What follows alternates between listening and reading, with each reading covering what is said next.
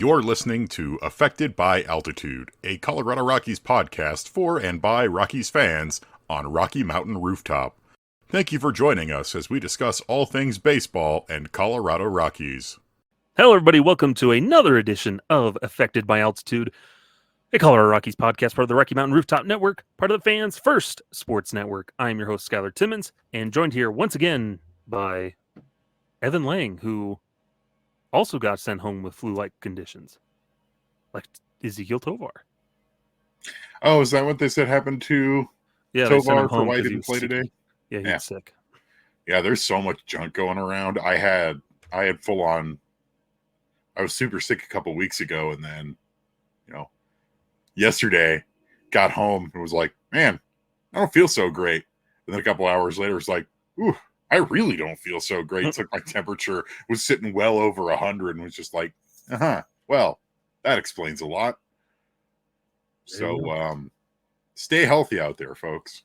Mm-hmm. Despite it being the end of July, there is a lot of junk going around to get you sick. Mm-hmm. It's true.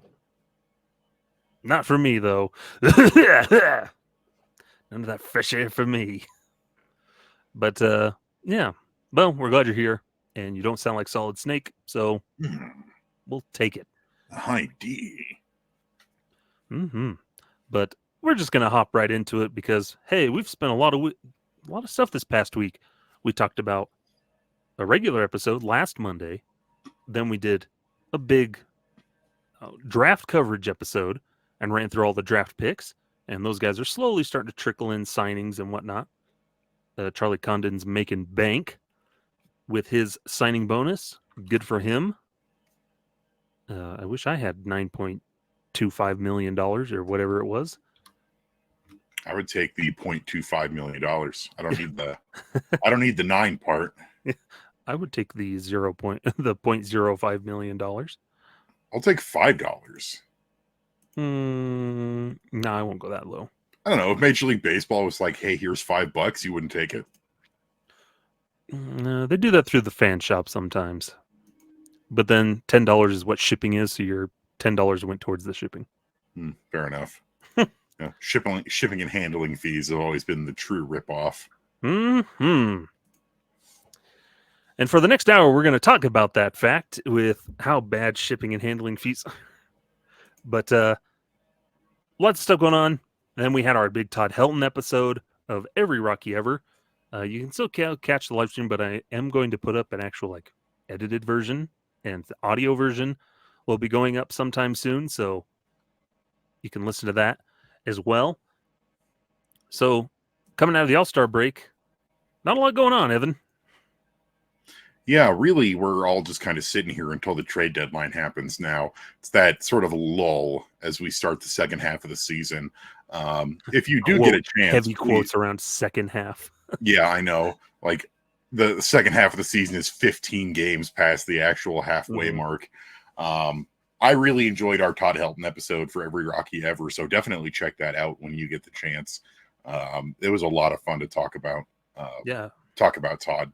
And we had a really great article on purplerow.com as well, where all of our writers over on the Purple Row staff talked about their memories of Todd Helton heading into this weekend.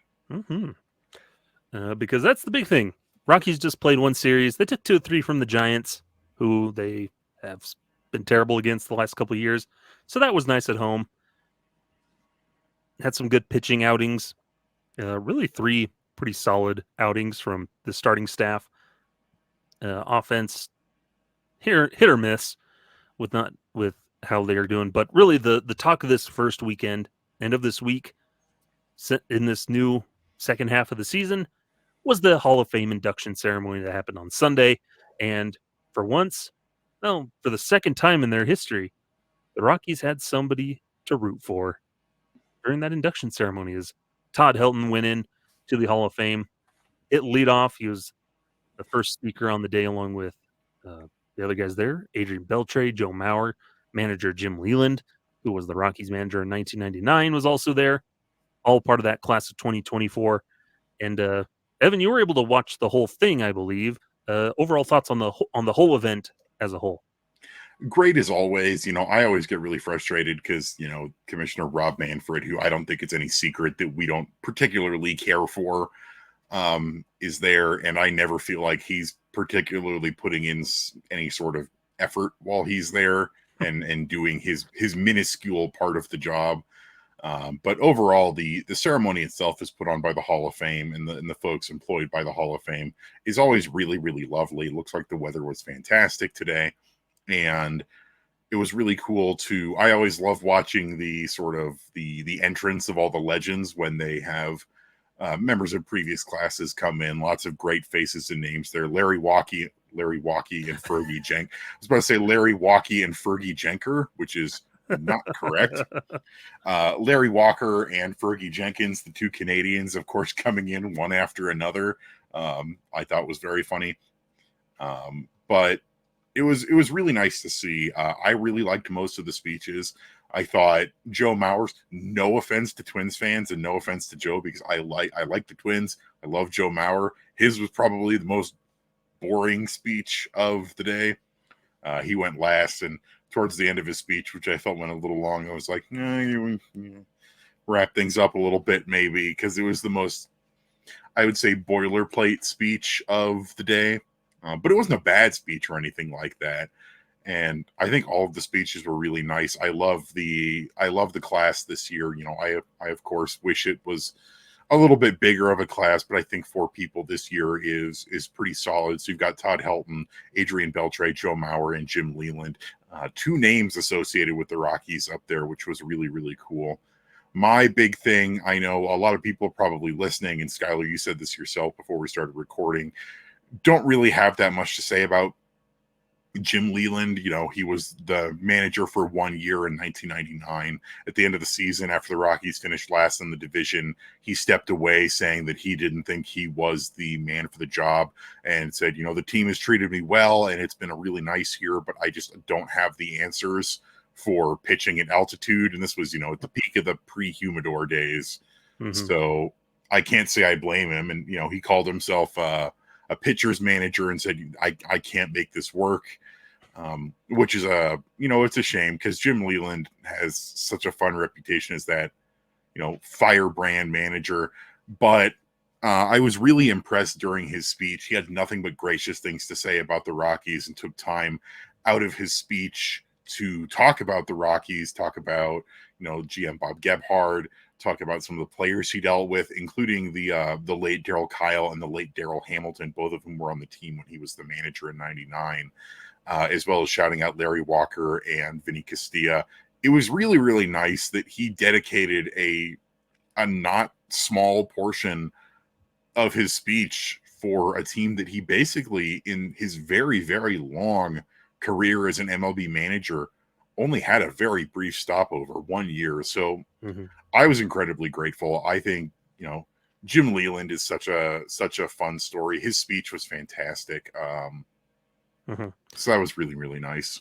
It's cool learning back. I wrote an article over on Purple Row. It was right around the time the Hall of Fame announcements and everything. And so I wrote about Jim Leyland's 1999 season. And it was just cool to see. Yeah, he was going to be all in. He was like, yeah, there's exciting stuff here. I think we can do it. This exciting team wanted to shake things up. They had promised that they were really going to go out and get guys to build around for him, to give him a nice tool set to work with, especially on the pitching side. Unfortunately, that didn't really happen for the Rockies. They didn't go out and really get more pieces for him. It was kind of business as usual. And, did his best with what he had. Not a great season, finished last. And, humbling himself, like, yeah, I'm not, but don't blame him. I'm not the right man here. This isn't working for me. And so stepping away from that contract that he had, just a good, humble guy, and then goes on to have that incredible career with the Tigers, because he thought his managing days were done, after the Rockies. But no, somebody came calling back, and they're like, hey, we want you, and goes and has that great career with the Tigers. Yeah, it was a tough, I doubt a lot of people listening really remember that much about the offseason between 1998 and 1999. The Rockies did not make a ton of moves. They didn't make no moves. They made some solid ones. They brought in, the late Daryl Hamilton. They signed Terry Shumpert, one of my favorites. They brought back Kurt Manwaring. They did do a bunch of things, but really the only pitcher they brought in was left-handed pitcher Brian Bohannon, who finished out his career in Colorado, but had a tough 1999 season. Pitched with a 6.20 ERA over about 200 innings. And, this again, like I said, this is peak pre-Humidor Rockies baseball. And the Rockies finished with 90 losses that year. Mm-hmm.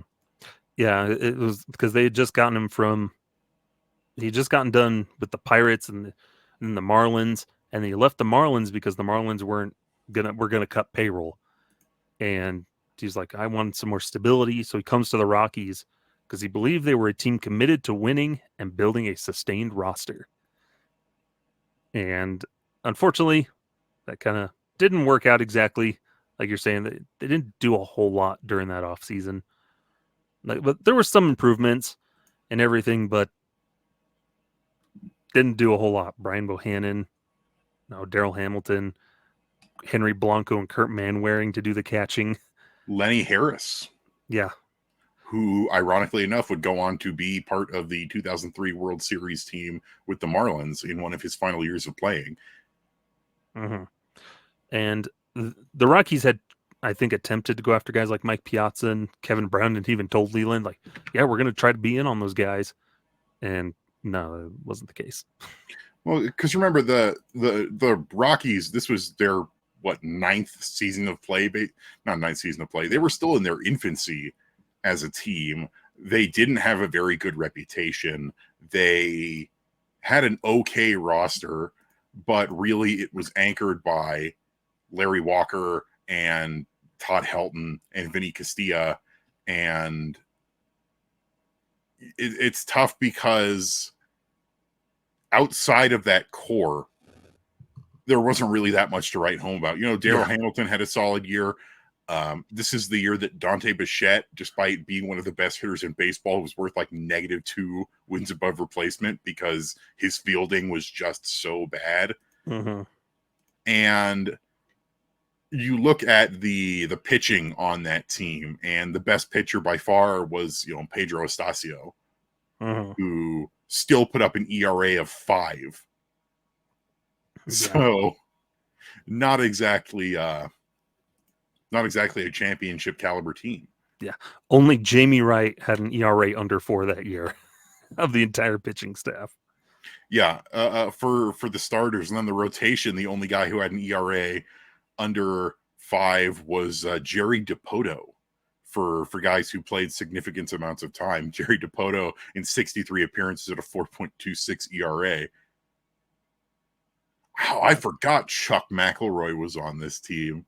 I love looking back at these old rosters and having names out of nowhere to be like, oh man, that guy. Mm-hmm. Yeah.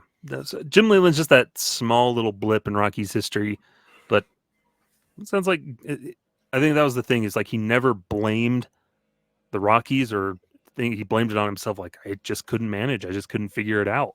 Yeah. So like he blamed himself. I think that was always the thing, is a really nice, classy character. Yeah. Even during his speech, he apologized for the season that he had with the Rockies. He was like, despite my bad record with the Rockies, I have nothing but good things to say. Yeah.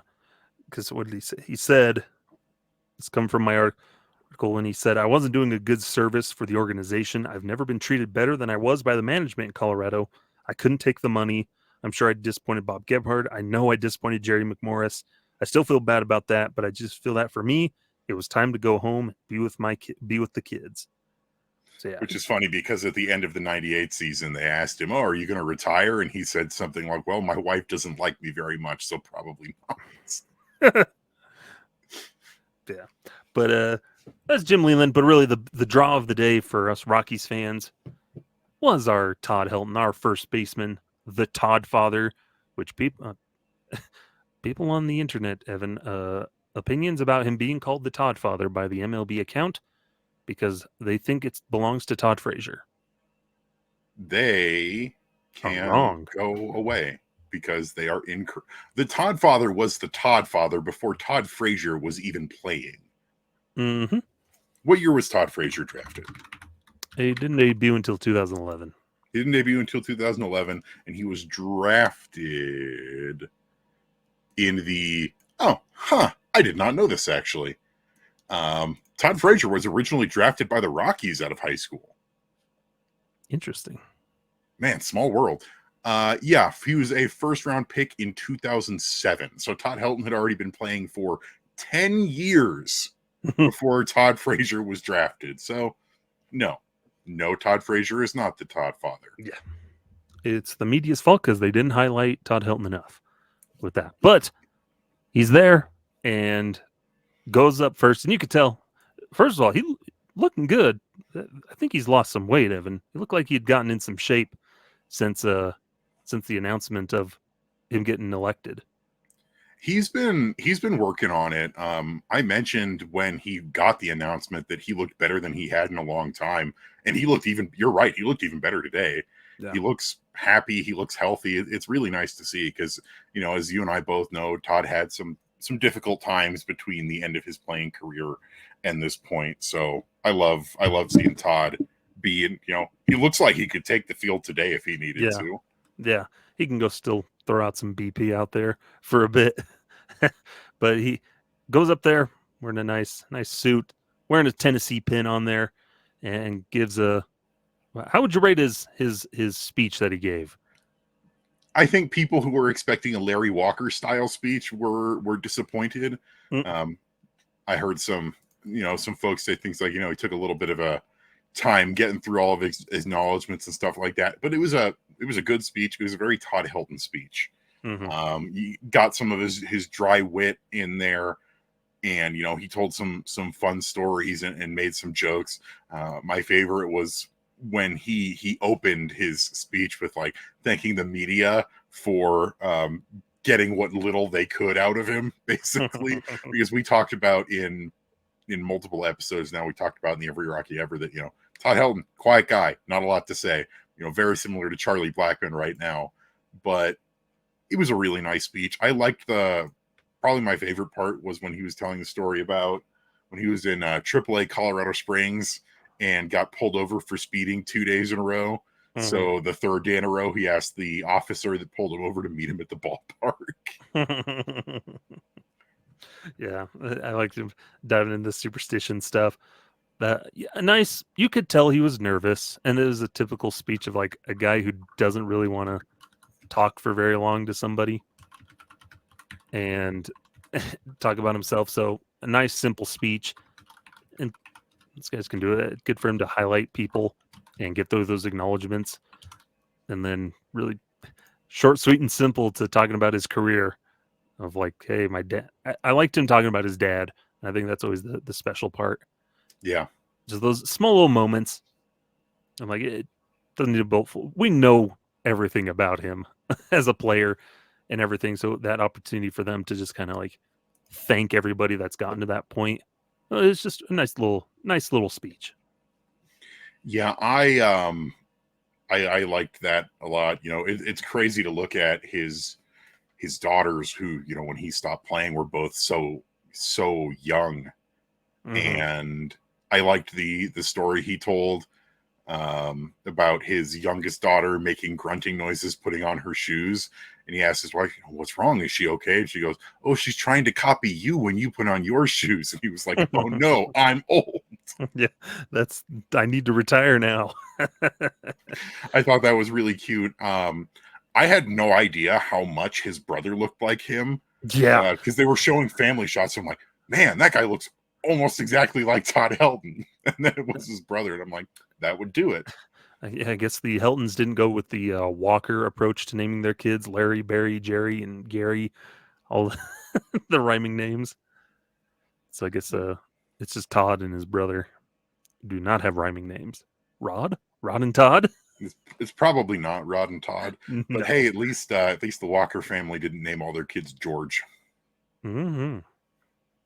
Hey, you got to sell those Foreman grills somehow, Evan. I also really liked the introduction by Larry Walker. I thought that was very sweet. Because Larry was basically the linchpin of the Rockies roster when Todd came up as a young player. And Jim Leyland said as much as well. When he was managing, he was so lucky to have Larry Walker at the peak of his powers and some young up and coming first baseman named Todd Helton. And Todd pointed out Jim Leyland, who was the manager during the 99 season, was like, thanks to Skip for saying, kid, you keep this up, you're going to be a Hall of Famer. And now here I am. It was just, it was a really nice full circle moment, because before Larry Walker got into the Hall, we were all kind of resigned to the idea that it was possible that a Rocky would never be in the Hall of Fame. Because Larry was on his final year of eligibility, and Todd was on the ballot, and we were all like, I don't know. We don't know what's going to happen. And then Larry's inducted, and that paves the way for Mr. Colorado Rocky, the true face of the Colorado Rockies, to now be a Hall of Famer. And like we've discussed at length, not only just the best the Colorado Rockies have ever had to offer, but one of the best players of all time. Yeah, and it's really special to have him in there. Like what Larry Walker said, video of, he's the greatest Colorado Rocky ever, and will probably always be the greatest Colorado Rocky ever. And that hits because, one, it's a sobering thought. You're like, that's probably true. Like, nobody's ever going to be as great as Todd Helton was for the Colorado Rockies. Now, we've talked about it a ton before of, when do you envision the Rockies ever having a Hall of Famer ever again? And you sit there thinking, you're like, it's going to be a while. But, at the same time, though, I don't think that's necessarily an indictment on the team either, because a lot of teams have a Hall of Famer who you still go, that's the greatest guy to ever do it for this team. Like, if you pick a team, any team, and you can probably pick their one Hall of Famer who, from back in the day, is the guy who you're going to go, that's the best player to ever do it for this team. Yeah. Nolan Ryan is the best to ever pitch for the Texas Rangers, despite the fact that he stopped pitching, almost over 30 years ago at this point. And so I don't think it's necessarily an indictment that one of the earliest Colorado Rockies' greatest stars is also forever going to be one of the best. I think I'm more getting at that we're probably not going to have a Hall of Famer again for a long time. I was trying to look at the bright side of things. Thank you. I was trying to be positive. But no, I mean, I think the next guy who has any sort of a shot outside of, Nolan Arenado maybe, and, you don't know for sure if he would go on with a Rockies cap, is that I think maybe Charlie Blackmon could stick around through one or two ballot cycles. Yeah, I still don't know if he can either. But that is his best case scenario. Yeah. So let's hope. What was I going to say? No pressure, Charlie Condon. You're up next, buddy. I don't know. What about Brenton Doyle? He's not getting into the Hall of Fame. You don't know that. Oh, I do, Evan. I've looked into the future. About Ezekiel Tovar? No. But about Jake Cave's going to get in. It's a weird future. I went to a parallel universe. His time with the Rockies kickstarted his career, and he ends up hitting 400 home runs. He played for another 20 years after this. Yeah. Yeah. Hall of Fame weekend. Fun stuff. Discovered the fountain of youth or cave in the mountains in Colorado. Yep. That cave is now called Jake Cave Cave. Jake Cave's Cave of Cave Wonders. But yeah, Hall of Fame weekend, fun stuff. You can check out the videos. You can look back on the speech. Fun little stuff, riding in the parades and all that good stuff. But yeah, just a nice little fun weekend. And I'm sure the celebration at Coors Field in August when he's there and they unveil the gold ring on his number, that's going to probably be an even more eventful time to celebrate for fans that are able to make it out to that. So I'm so excited for that. Last thing to say on this topic, check out the Denver Post 17 season timeline that they published for Todd Helton's career. It's a really cool little graphic that I would love to get as a poster or print at some point. So Denver Post, if you're listening, hook a guy up. Yeah. But it's just a really cool graphic that was designed by Laurie Punko and Patrick Saunders, that goes through basically his entire career bit by bit. Good stuff. Good stuff. Yeah, and just seeing the outpouring of other players and folks pouring out. I saw Adam Ottavino was posting stuff on Instagram of photos he had taken of Todd back in the day when he was with the Rockies. So a lot of cool things, and he's in. Todd Helton will forever be immortalized in the Hall of Fame, and they can never take it back. You can't rag on Coors Field anymore for him. Yeah, and I'm really excited. I basically over the last weekend or so, I decided it was finally time. I took my Todd Helton jersey out of the closet. The one that's my cat just knocked over a bunch of stuff. That was fun. Took my Todd Helton jersey out of the closet, the one that's got the 2007 World Series patch on it, and I added a new patch. Nice. That a Todd Helton patch for you audio listeners. Yes. A Hall of Fame patch. The Todd Helton audio Hall of Fame patch that they're selling over at Dugout Stores and at the stadium and all that stuff. Because it really is, it's such a small thing that I can do, but it's such like a cool, meaningful moment. I was already tearing up before Todd even started his speech. So there you go. A nice tender moment, special one for all Rockies fans. Congratulations, Todd. You'll probably never listen to this, but if you do, if the off chance come on the show, please. Just breaking down and start begging him. I promise not to be that weird about it. Yeah. Awesome stuff. But we're going to go ahead and take a break. This one ran a little long, but that's okay. We'll take a break here. When we come back, we'll talk about some second half stuff. So don't go anywhere. We'll be right back. Welcome back here to Affected by Altitude. I'm Skyler. That's Evan. And now the quote-unquote second half is underway. I really hate that they don't just split it in half. But second half of the season, the rest of the season, the final about 2.5 months left to go. And there's some questions now for the Rockies to answer here, Evan. And a team kind of hurtling towards 100 losses. Not going to look good. No, likely to have a top draft pick in the 2025 draft. Ethan Holiday is calling our name. But questions.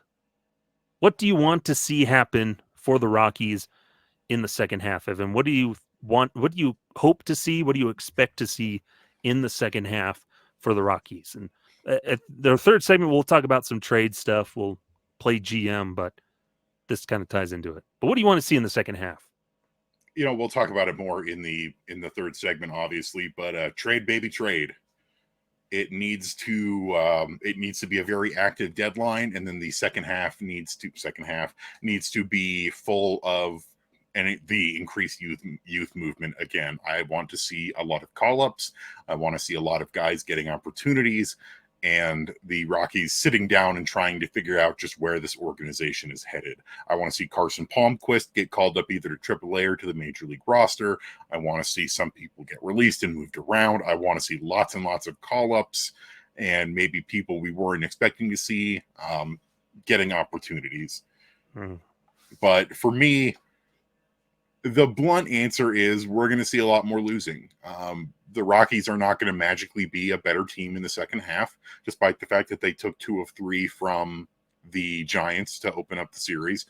The Rockies are going to continue to be the Rockies. And honestly, if they commit to a youth movement, they're probably going to get worse because you're going to see a lot of young players getting their feet wet, and it's going to take time for things to gel and click. Mm-hmm.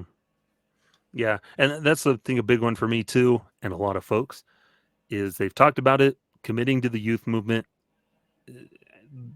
Actions speak louder than words. And so they're going to have to start cycling in some more youth guys to get a look at people. No, Aaron Schunk. He's filling his spot as the utility infielder off the bench. hasn't done anything flashy, but they're giving him a look in the elements that they can. Michael Toglia has really filled in nicely at first base. He's still figuring things out, hitting a lot of home runs. But what else? He needs that continued growth to get on base. That's the stuff that we need to see more of. Victor Vodnik moving into a closer role, it seems, at the moment. Okay, can he stick there? Can Jordan Beck come back healthy? Get him some more action out there. We need to start seeing a team that rebuilds needs to see what they have so they can actually start the process of rebuilding and reconstructing. Because, we love Sam Hilliard as a guy, but we don't need him playing every day. Sean Bouchard's almost 29 years old. Not exactly youth on a baseball team. And I'm less and less. I used to be a very big proponent of Sean Bouchard, but right now, as we have younger people becoming available, Bouchard, who is 29 years old, I'm less and less sold on Bouchard as a future option, especially when he's played some pretty bad defense in the outfield over the last couple of games. Mm-hmm. And I like Sean Bouchard as a player. I love his plate approach, but he still doesn't really do quite enough at the plate right now. And there's younger guys who are going to be coming up and getting an opportunity. Jordan Beck is hopefully going to be ready soon. And when Jordan Beck is back, I want him playing every day. Mm-hmm. Yeah, out in right field every day, left field every day, wherever he can be. So I think that's the big one for the Rockies, especially in the second half. And that's going to be contingent on making some more trades and other moves and shuffling on that roster. So we can see a Drew Romo later on, a Willie McIver later on. Give Greg Jones a call, see what he can do in kind of a utility role or regular time. Start cycling through some dudes to see what we can get, but especially that pitching rotation and staff, that bullpen. What can you see? Can Jaden Hill? How would Jaden Hill do in the big league level? Yeah. Right now. Angel Chevy, give him a look. I'm against Angel Chevy getting another call up just because, no offense to Drew Goodman, but it is just a name he absolutely cannot say. Chevy. Luigi. I'm not gonna wee. Yeah.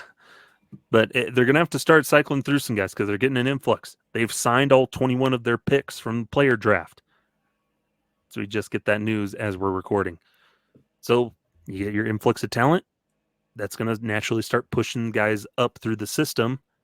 And it's going to come out at the top of the Rockies. Mm-hmm. But the Rockies have that log jam. So you got to cork it, put some Drano in there, and start on clogging it. So that's the big thing, I think. Another question for me off that youth movement is you got to figure out what to do with Chris Bryant. You've got to figure it out. We hate talking about it and we've ragged on it a ton, but that's a huge question in the second half is Chris Bryant. What are you going to do with him? Yeah, until he is no longer on this team, the question of what are you going to do with Chris Bryant is going to continue to remain relevant. As much as we're tired of talking about it and you're sick of hearing about it, that's the truth. Chris Bryant is on rehab assignment in AAA Albuquerque right now, which means he's going to be back sooner rather than later. And when he's back, that means he's taking up a roster spot. And if he's taking up a roster spot, it means you got to figure out what to do with him. Frankly, I want him as DH only. Maybe the occasional cycle through at first base. I think Michael Toglia has done more than enough, both defensively and with his bat, over the last couple of weeks, that starting first base position should be his. Mm-hmm. And if the Rockies put Chris Bryant in the outfield regularly, they are a dumber organization than we thought they were, because it is just not smart. You keep him out of every situation in which he can bump into a wall and just shatter his body inside. It is bad enough that with his back in the state that it is, he's probably hurting himself a little bit every time he swings a bat. You do not need him to be running around in the outfield where he can slip or run into a wall or do something where he is going to hurt himself again. The best ability is availability. And I hate that we have to act like we're treating KB with kid gloves But we kind of are at this point. He has spent so much time in his tenure as a Rocky on the injured list that you really do need him wrapped in bubble wrap at this point. Yeah. And him, especially for next year, he can enter into some sort of platoon maybe with Charlie Blackmon the rest of the season in the DH spot. But we need him. He needs to put together a string of games playing consecutively. No, he needs to play a full month. That's really the thing. He needs to play 30 games in a row. How sad is that is the bar? Yeah. It's pathetic, and we're really annoyed by it. And we keep seeing articles that come out of him doing PR and trying to say how much he still cares. But really, like I said, actions speak louder than words, and we still haven't seen it on the field. Just can't stay healthy. And so they got to figure out, and if he comes back and maybe he's horrible and doesn't really show any signs of life, and we get some of these younger guys that are more exciting, give him the Russell Wilson treatment after the season. Then you got to do something. Yeah, I mean, it's one of those, we were talking about this at length, of there is basically no winning for the Rockies in any situation that takes place in terms of eating the money. They are either going to release him and eat the money, or he's going to retire and they eat the money. Yeah. And if they try to trade him, they have to pay and eat a lot of that money. Yeah. No team is going to take on the entirety of that contract. And the big thing with that is, I think we were talking about it, what is it? The only way the Rockies don't have to eat that money is if Chris Bryant retires voluntarily, not citing injury, correct? I believe so, yes. And if that is the case, that's not going to happen. Nope. Scott Boras has got to eat. I mean, Chris Bryant has to eat. I mean, they both got to eat.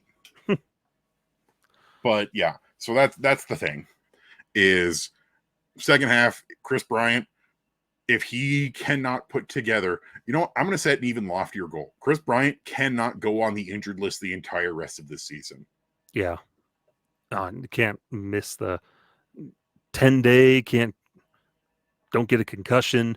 He cannot miss any more games the rest of the year. Yeah. It's not even about his performance at this point. Like, if he goes the rest of the season, he plays every game of the season, but hits $155 or something. You know what? Fine. At least he played every game for the remainder of the season. And you know what he can do over a stretch of time without getting injured. Yeah. It gives you something to work with. Yeah. You get some basis on what you decide to do with him. Because if they cut him now, they'd be like, oh, well, he was always just injured. We didn't get a full thing of what he could do. Well, you got to figure something out. So that's one of my big questions I'd like to see answered in the second half is, hey, what are you doing with this guy? Yeah, figure it out. Where does he fit in? And if he doesn't fit in, which is, again, it's fine if he doesn't. Because I think that's something, first of all, the Rockies should understand that they are actually kind of lucky that this is happening at the time that it is, where they're going into a rebuild. A lot of that money is not necessary for a couple years. Yeah. So it's not great to have to eat whatever remains of that $182 million. But if it had to happen, it's like the Broncos and Russ. Might as well rip the Band-Aid off, because right now they don't have to have as much money tied up. There's less people that they need to lock down long term. I can't really think of anybody that's close to free agency where you have to go, I have to get this guy on a long-term deal right now. Yeah. And if they can place him in as DH, hopefully that can kickstart the Rockies to start using the DH in a more traditional sense, instead of just, oh, it's our extra spot that we throw a guy in who can't play defense and is old or needs a day off. Like, I want a committed hitter that can hit in the DH spot. So we'll see. That's a big one. What else, Evan? What else? What are the questions or things would you like to see done in the second half? I would like confirmation from the team in one way or another if Bud Black is going to be returning or not next season. I think that's something that cannot wait until the offseason for them to say. I think they need to go into the season knowing either Bud Black is coming back next year or he's not. Yeah. I'm not saying you have to fire him because we know that's not going to happen, but there's been no extension. We're over the halfway mark. I think somebody, either Bud or the team, needs to come out and say, yes, we will be looking for a new manager next year, or no, we will not. Bud Black is our guy. Mm-hmm. Yeah, that's a huge one. That is a huge one that we need to see answered. Because if Bud Black is gone, that's an entire new coaching staff next year. Mm-hmm. If Bud Black is not the manager next year, I do not believe that the Rockies would hang on to pretty much anybody on his coaching staff, save for like special assistants. And, Schaefer is probably safe. They would probably keep Warren Schaefer. Yeah. Yeah, they'd probably stay in-house. That's the thing, is more than likely they'd stay in-house with their manager. And so there probably could be some carryover there. So who knows? But yeah, that's a huge question. Yeah, I would say if Bud Black is gone, that means Mike Redmond is probably gone. Means Daryl Scott is probably gone. Heck, that means Bam Bam is probably gone. Yeah, he can pursue his other passion, flying airplanes. And in conjunction with that, on the player side, is this Charlie Blackmon's final year? That's what we would like to see answered here in the second half. I still say yes, and we've talked about this before, is that Chuck is probably going to quietly announce something towards the end of the season, very much in the vein of Todd Helton, of like some September game on a weekend in the afternoon. He's going to be like, yeah, and also I'm going to be retiring. Yeah. I do believe that this is Blackmon's final year. He's 38 years old. He still gets something that's been bothering him, especially over the last couple of seasons. Those hamstring strains happen pretty frequently. And while he is still, performing adequately, especially for a 38-year-old, there is a noticeable dip in his performance. No power. And he'll get a dinger or two every now and then, but like right now, looking at the 2024 Rockies, Charlie Blackmon has 0.3 wins above replacement according to Baseball Reference, having played in 76 games so far, and he's got an OPS of just 747, which is going to be one of his lower figures in his career, unfortunately. And it's not necessarily a bad number. Again, he's going to be 38 years old, but he's only got 6 home runs, which he's about to cap his number that he had last year. But you just don't know. Like it's tough not knowing, because some of his numbers are in line with how he's been over the last couple of years. He's got 19 doubles so far and 3 triples, which is, on pace to match or beat his numbers in those figures from his last couple seasons. Same for RBIs.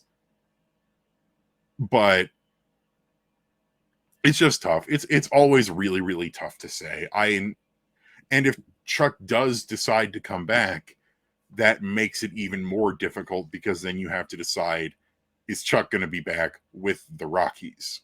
Yeah. Because if it's back with the Rockies, dude's got to take a big pay cut.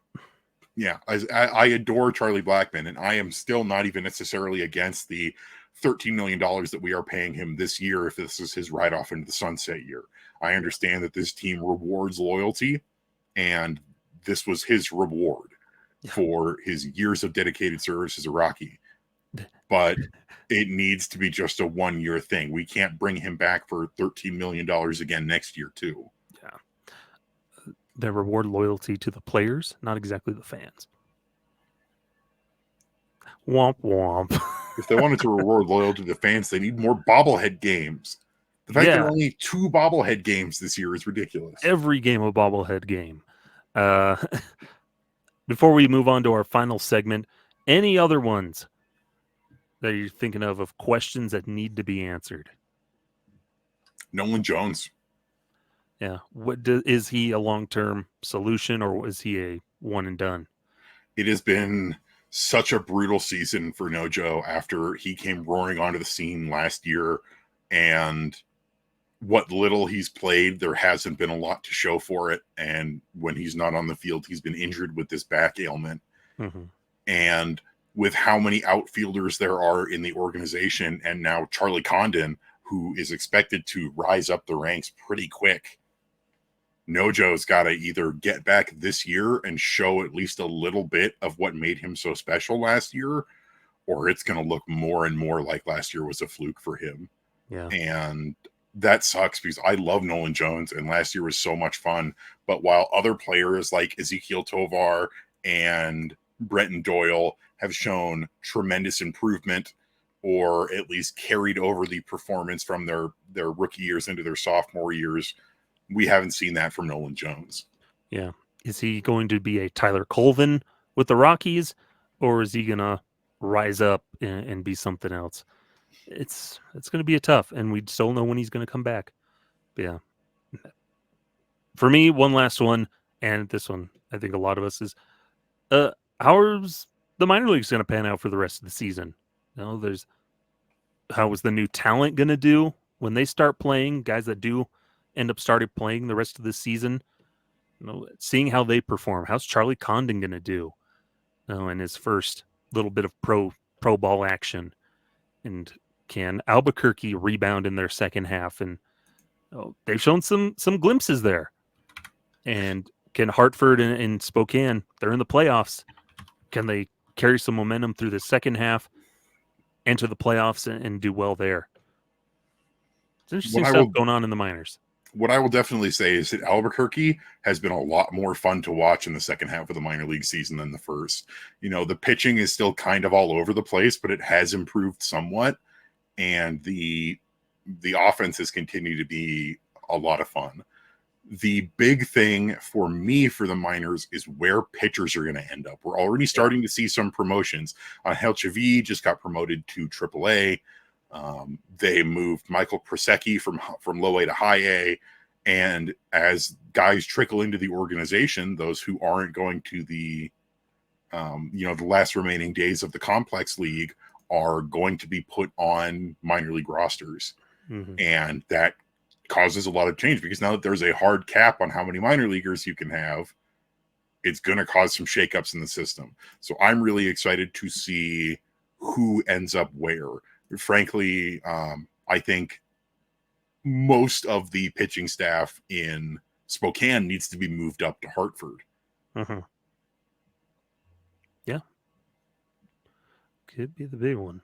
I can't remember, because I know for sure AAA and AA have the hard cap of like 28 or 26 guys. And then it's a little more lenient.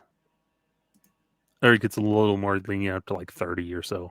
So the hard total cap. So I can tell you how many players you can have on each level through low A to AAA. Both low A and high A, you are capped at 30 players with restrictions of no more than 2 players and 1 player coach with 6 or more years of minor league experience in high A and 5 or more years in low A. And then AA and AAA, you may have 28 players, no restrictions. And then you can stick guys on the developmental list where they can practice and do all that stuff with the team. They're just not playing in games. So just to help give some guys some rest. And you can put in, there's no restrictions on that. You can put whoever on it.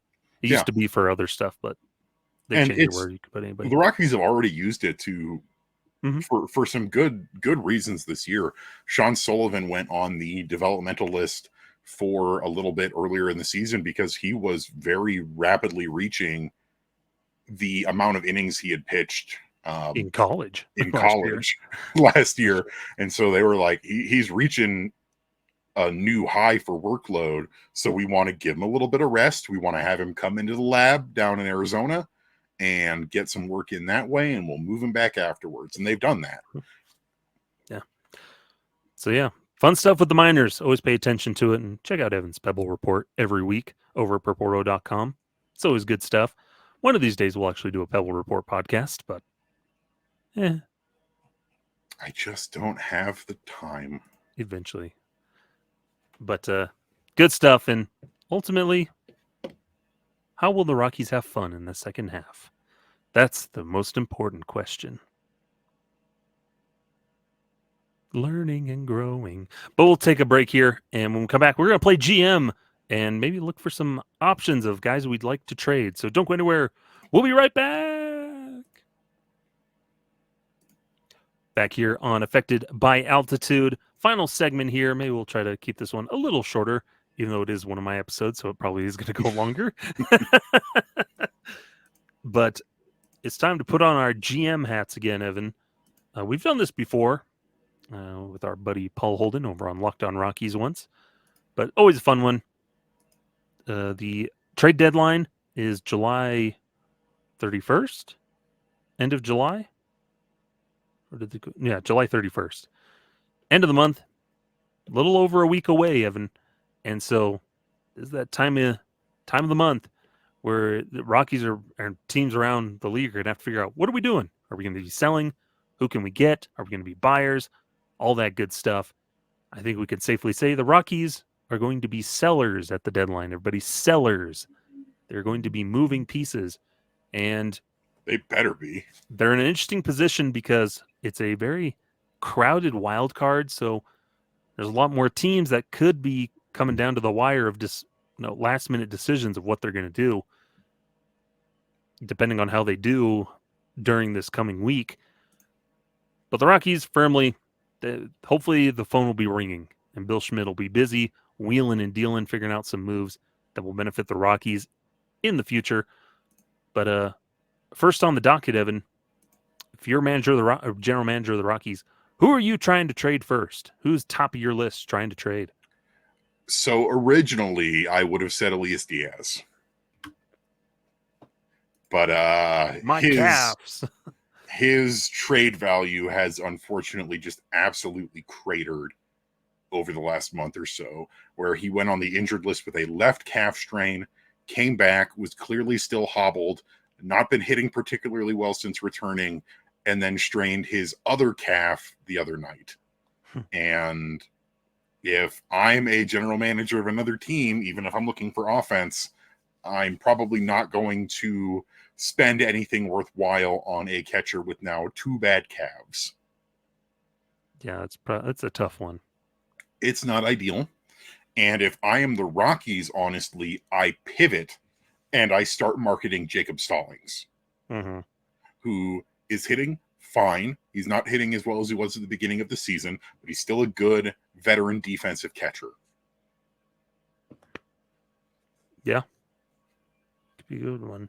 Follow that up. The next guy I'm trying to sell is Austin Gomber, and there are tons of teams who are going to need starting pitching. The 2 teams for me that stand out the most are both in the AL East. It's the Boston Red Sox and the Baltimore Orioles, both teams that need assistance for their rotation.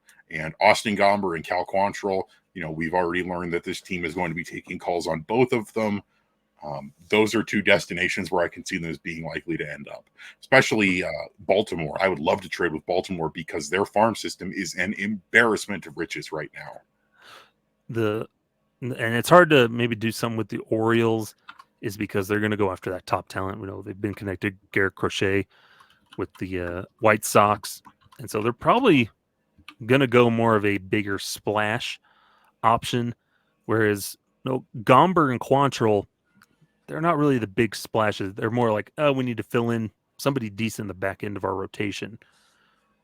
So they're going to be like they'll be the consolation prizes of, we couldn't get the big arm, so we'll get in just some solid dudes. So yeah, Orioles could still be a good one, but we're probably not going to be their first call. But what if we are, though? What if we got Justin Armbruster? What if they gave us Jackson Holiday? It's Austin Gomber for Jackson Holiday straight up. Yep. And then using our top draft pick next year, we get Ethan Holiday. Mm-hmm. And then we get Matt Holiday to come back as a coach. Yeah, there you go. And then we stay at the Holiday Inn. Mm-hmm. They renamed Coors Field the Holiday Inn. And we play the song Holiday by Green Day as much as possible. We'll also play Holiday Road. And then we use necromancy to bring back Roy Halladay as our pitching coach. I always figured he was Halliday. Yeah, whatever. Semantics.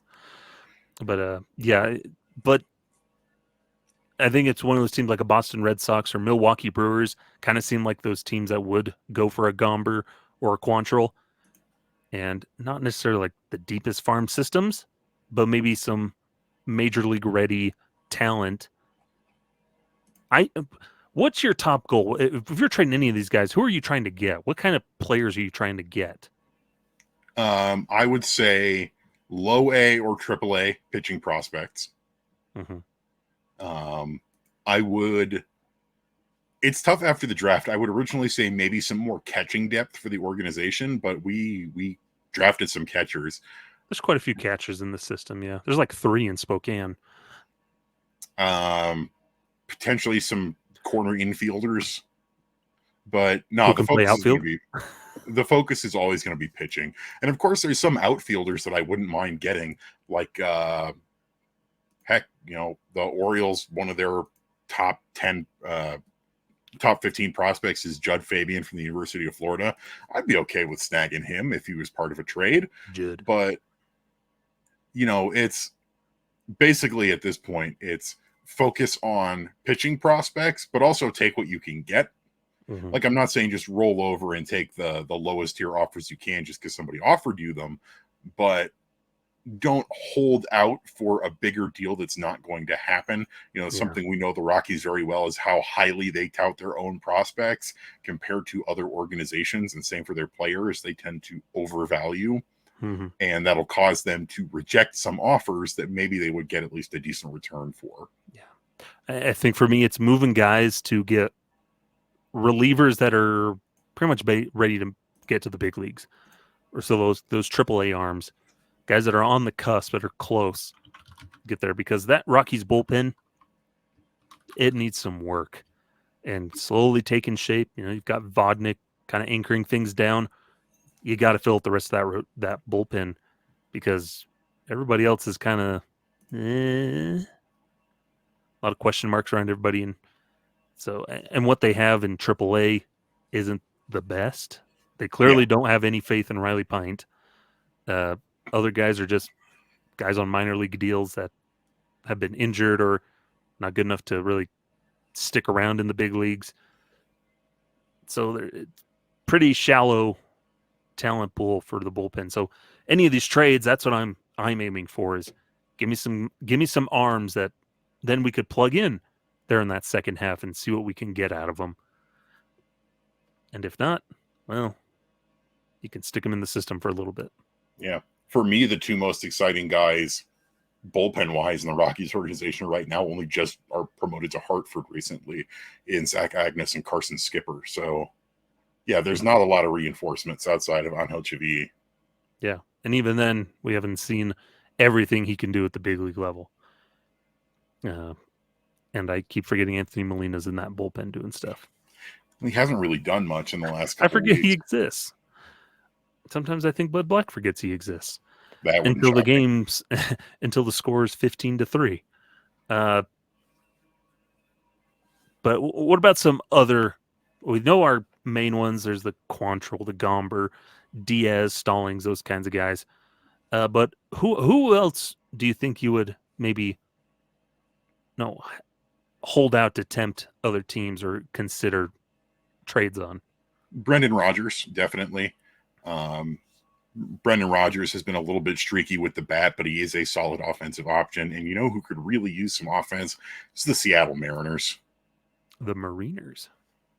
But Brendan Rodgers, if you get a good offer on, I would say to take it, because the Rockies have so much middle infield depth. And, Rodgers for me has not really proven that we would want to give him any sort of like long-term deal to lock him down for being the future of the organization. And I say that as a guy who likes Brendan Rodgers, but I think if there's a time to move on, it's now, especially as he gets near arbitration and is getting towards the end of his team control. Yeah, because he's never lived up to injuries and everything. He's just never quite lived up to what they had drafted him to be, and that's okay. But they've already flubbed other chances to trade him to get better. JT Realmuto. And the rumored trade with the Marlins, and so he's one. Yeah,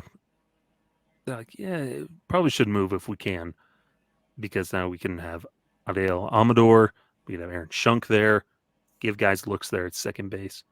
I think there's also prospects that we can package in to make deals better that are not necessarily the future of this organization. Yeah. And I think that's the thing, is find some mix and match. Doesn't have to be a 1-for-1, but make some package deals of a Brendan Rodgers and Riley Pint or somebody else that we have, an Angel Chevy, one of those guys, package them together and see if you can sweeten the deal a little bit better. There's options if they get creative. One guy I would maybe kind of tease around, Luis Montero. I don't know where Montero, if he has a future on this Rockies team. I think he has a future in big league ball. He just needs a place to go that can really use him, where he could kind of fit in, maybe a change of scenery. I don't think it's the Rockies. And so I'd float Montero around and see if there are any biters. For Montero, he would definitely have to be packaged in with something else. I think we already saw when he cleared waivers unclaimed that there was not a huge market for him. And he's done well since returning to AAA, but I think you would still need to package him in order to ship him off somewhere. Him and Rodgers may be in a deal. What do you think about that? Maybe. The question is the where, and if it's a team that they think they're going to be able to make the most of Montero's talents and sort of tap into that power that he has. Mm-hmm. Interesting. Who's the team that's good with power? The Orioles, surprisingly, are walloping the ball this year. The Rangers? Rangers are pretty good for power. They're probably going to be selling, though. They're a mixed bag because they've had so many injuries, especially on the pitching front. But I can actually see the Rangers buying to try and make a push because they're really not that far back. Yeah. Interesting. Yeah. The Rockies can get creative. I think Bill Schmidt could get creative and find some solutions, because I think this trade deadline is a little bit more important than other ones have been, because you're in this team is transition and there's pieces with control, but like one more year of control. And are they really going to do anything for you next year when you have other pieces coming up that are expected to contribute? So, like you said, sell, baby, sell. Fire sale. Everything must go. Liquidation. I did like that Charlie Blackmon. There are circumstances where he would approve a trade but it was if it was a trade that he believed was going to help the Rockies, and so then he would consider approving a trade somewhere. But we'll see if that happens. That would be a sad one to see, but it'd be like with Larry Walker, where you're like, I understand why. Yeah. I don't really see it happening, though. No. It's the same with, we essentially know for certain now that Ryan McMahon is going nowhere. Hey, you just got to tell the team you want to be here. And then you sign somewhere else. Thankfully, Ryan McMahon can't do that yet. Yeah. If he had been an MVP candidate, I think it was like 2022 and 2023. If he had been top 5, he would have had an opt-out after this year. But not anymore. Take that. MVP in my heart, but not the league. Yeah. And not even close. But yeah, that's gotta be, if you only had to move one guy, just one, that's all you get. Who's it going to be, Evan?